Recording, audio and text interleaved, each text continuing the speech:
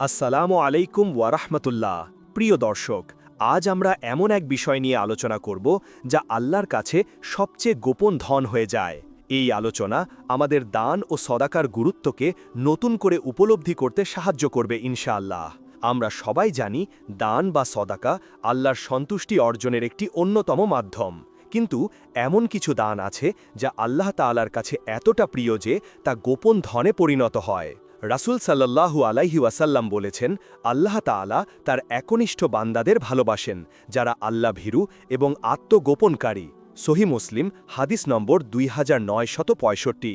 এই হাদিসের মাধ্যমে বোঝা যায় কিছু ইবাদত এমন আছে যা গোপনে করা আল্লাহ তাআলার কাছে অধিক পছন্দনীয়।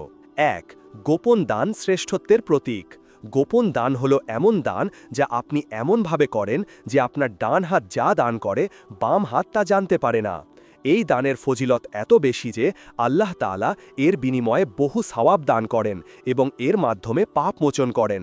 আল্লাহ তাআলা পবিত্র কোরআনে বলেছেন, যদি তোমরা প্রকাশ্যে দান করো তবে তা ভালো, আর যদি গোপনে করো এবং অভাবগ্রস্তদের দাও তবে তা তোমাদের জন্য আরও ভালো, আর তিনি তোমাদের কিছু পাপ মোচন করে দেবেন। তোমরা যা করো আল্লাহ সে সম্পর্কে সম্যক অবহিত। সূরা বাকারা আয়াত 271। এই আয়াত থেকে স্পষ্ট বোঝা যায় গোপনে দান করার গুরুত্ব কতটা। যখন আমরা গোপনে দান করি তখন এর উদ্দেশ্য থাকে একমাত্র আল্লাহর সন্তুষ্টি। এখানে লোক দেখানোর কোনো সুযোগ থাকে না, ফলে রিয়া বা প্রদর্শনেচ্ছা থেকে মুক্ত থাকা যায়। ২. দানের প্রকারভেদ ও তার মাহাত্ম্য। দান শুধু অর্থ প্রদানের মধ্যেই সীমাবদ্ধ নয়, এর অনেক প্রকারভেদ রয়েছে।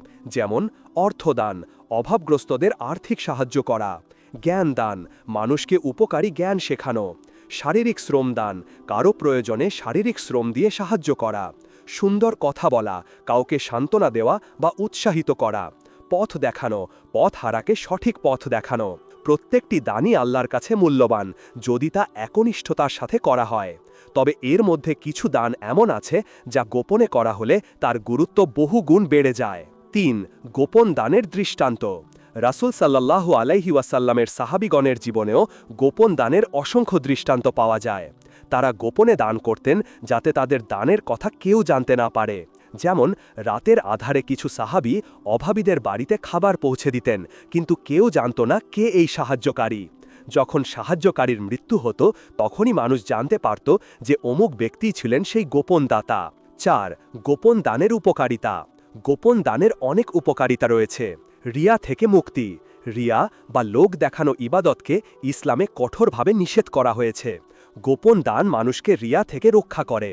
আল্লাহর সাথে সম্পর্ক বৃদ্ধি। যখন আমরা গোপনে দান করি তখন আল্লাহর সাথে আমাদের সম্পর্ক আরও গভীর হয়। আমরা অনুভব করি যে একমাত্র আল্লাহই আমাদের এই দানের সাক্ষী। পাপ মোচন। গোপন দান পাপ মোচনের একটি বড় উপায়। রাসূল সাল্লাল্লাহু আলাইহি ওয়াসাল্লাম বলেছেন, গোপন সদাকা আল্লাহর ক্রোধকে নির্বাপিত করে। সুনানে তিরমিজি হাদিস নম্বর 664। বরকত বৃদ্ধি। গোপন দানের মাধ্যমে আল্লাহ তাআলা বান্দার সম্পদে বরকত দান করেন। ৫. কিভাবে গোপন দান করবেন। গোপন দান করার অনেক উপায় আছে। মাসিক ভিত্তিতে একটি নির্দিষ্ট পরিমাণ অর্থ আলাদা করে রেখে অভাবগ্রস্তদের দান করা। মসজিদ, মাদ্রাসা বা এতিমখানায় গোপনে সাহায্য করা। গরিব প্রতিবেশীর খোঁজ খবর রাখা এবং তাদের প্রয়োজন অনুযায়ী গোপনে সাহায্য করা। জাকাত ও ফিতরা প্রদানের ক্ষেত্রেও গোপনীয়তা বজায় রাখা। তবে এখানে একটি বিষয় মনে রাখা প্রয়োজন যে যদি প্রকাশ্যে দান করলে অন্যদের মধ্যে ভালো কাজের প্রেরণা সৃষ্টি হয় তবে প্রকাশ্যে দান করাও জায়েজ, কিন্তু উদ্দেশ্য হতে হবে আল্লাহর সন্তুষ্টি। ৬. দোয়া। আমরা আল্লাহর কাছে এই দোয়া করি যে তিনি যেন আমাদের তার পথে একনিষ্ঠভাবে দান করার তৌফিক দান করেন। আল্লাহুম্মা ইন্নী আসআলুকাল হুদা ওয়াত-তুকা ওয়াল আফাফা ওয়াল গিনা। হে আল্লাহ, আমি আপনার কাছে হেদায়েত, তাকওয়া, পবিত্রতা ও সচ্ছলতা প্রার্থনা করছি। সহিহ মুসলিম হাদিস নম্বর 2713। প্রিয় দর্শক, আসুন আমরা সবাই আমাদের সাধ্য অনুযায়ী গোপনে দান করার চেষ্টা করি। এই গোপন দানই আমাদের জন্য দুনিয়া ও আখেরাতের শ্রেষ্ঠ ধন হয়ে যাবে ইনশাআল্লাহ। আজ এ পর্যন্তই। আশা করি আজকের এই ভিডিওটি আপনাদের ভালো লেগেছে এবং আপনারা উপকৃত হবেন। পরবর্তী ভিডিওতে আবার দেখা হবে ইনশাআল্লাহ। আল্লাহ হাফেজ। আসসালামু আলাইকুম ওয়া রাহমাতুল্লাহ।